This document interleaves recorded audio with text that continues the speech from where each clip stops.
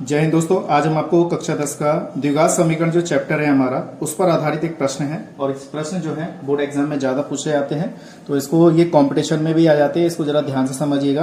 फिलहाल यहाँ पे तो कोई शॉर्ट ट्रिक नहीं है, लेकिन आपको यहाँ पे लॉन्ग मेथड ही समझना पड़ेगा, क्योंकि हाई स्कूल बोर्ड परीक्षा में आपको जब आप लॉन्ग तरीके से करेंगे तो 6 अंक वहां पे प्राप्त कर सकते हैं। ठीक है दोस्तों, तो कैसे करते हैं देखिएगा। और चैनल पहली बार आए, चैनल को सब्सक्राइब कीजिएगा, वीडियो को शेयर कीजिएगा और कमेंट करके जरूर बताइएगा। ठीक है दोस्तों, कैसे करते हैं देखिएगा। एक नाव की शांत जल में चाल 15 किमी प्रति घंटा है।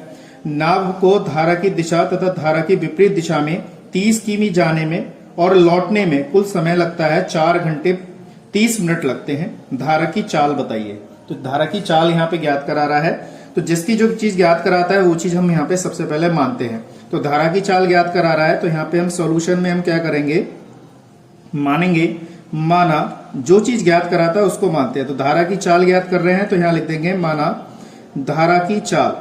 ठीक है दोस्तों, माना धारा की चाल हमने कितनी मान ली, चाल बराबर कितनी मान ली, x किलोमीटर प्रति घंटा। हमने x किमी प्रति घंटा यहाँ पे धारा की चाल मान ली।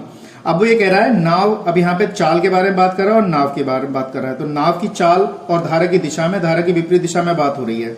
तो धारा की चाल तो हमने ये मान ली। तो नाव की शांत जल में चाल कह रहा है, तो यहां पे लिख देंगे, यहां लिख देंगे माना नाव की शांत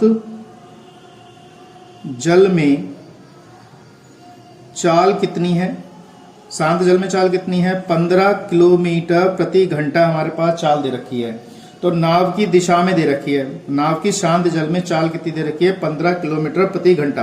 तो ये चीज हमारे पास यहाँ पे दी हुई है। तो दो चीज हमें दे रखी थी, वो चीज हमने यहाँ पर लिख दी है। अब ये कह रहा है कि ये नाव को जो धारा की दिशा तथा धारा की विपरीत दिशा में, तो नाव की दिशा में और धारा की विपरीत दिशा में, तो वो भी हमें यहाँ पे लिखनी पड़ेगी। तो यहाँ लिख देंगे, यहाँ लिखेंगे माना धारा की दिशा में, धारा की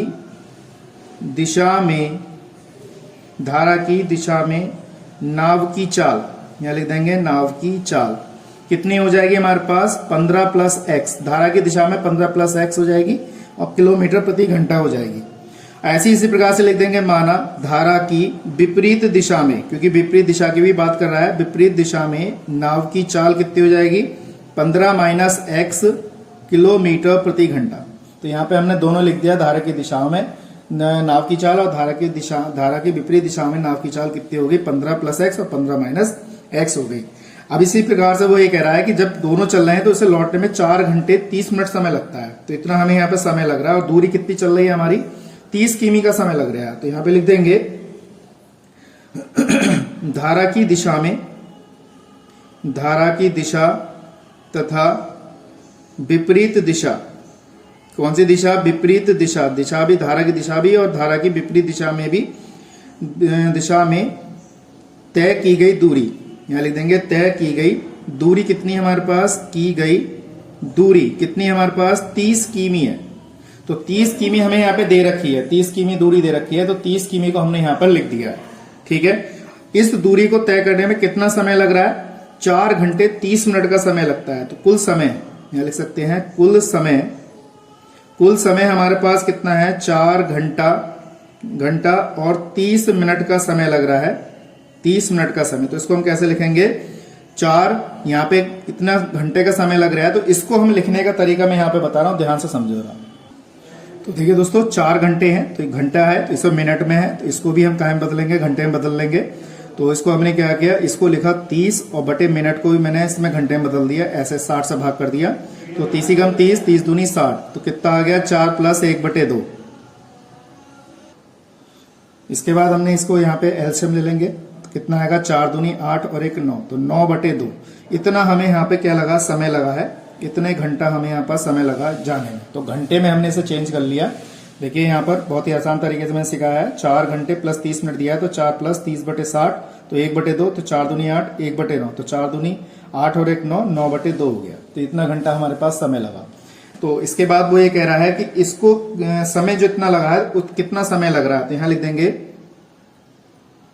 धारा की दिशा में चलने पर नाव द्वारा लिया गया समय, हमारे पास जो लिया गया समय है वो कितना है, इसको हमने t1 मान लिया। तो जो लिया गया समय है हमारा t1 है, तो इसको कितना लिया है हमारे पास 30, क्योंकि दूरी हमारे पास कितनी थी 30 थी, दूरी हमारे पास कितनी है 30 है। और हमारे पास जो कितना समय लगा है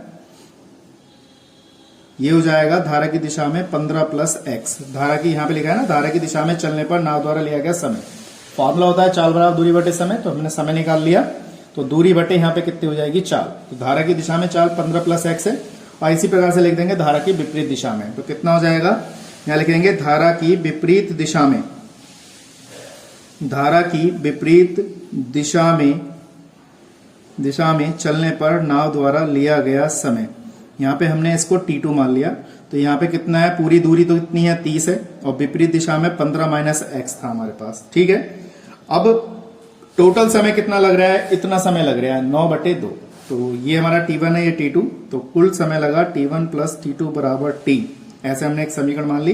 तो t1 का मान हमारे पास कितना है 30 बटे, यहां हो जाएगा 15 + x, और प्लस का ये कितना है 30 बटे 15 - x बराबर कितना समय लगा 9/2, इतना समय लगा इसे।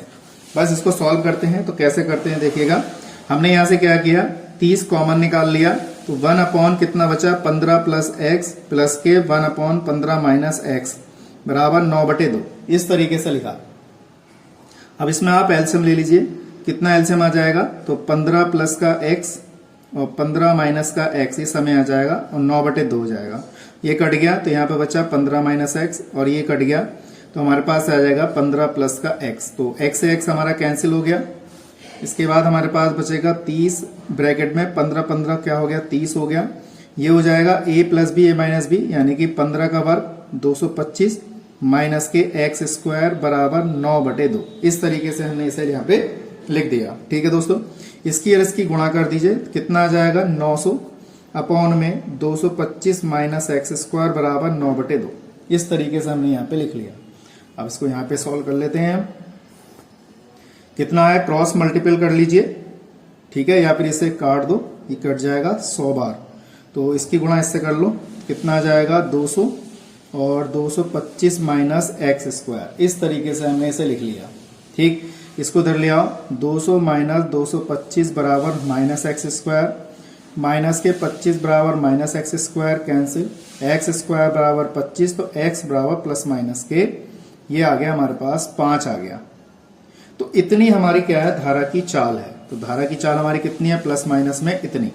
तो ये हमारे पास जो ये आई है 5 किलोमीटर प्रति घंटा हमने माना था, तो 5 हमारे कितनी आ गई, धारा की चाल आ गई। और यही चीज हमें क्या करना था, क्वेश्चन में ज्ञात करना था, धारा की चाल ज्ञात करा रहा था। मैं समझता हूँ क्वेश्चन आपको समझ में आया होगा।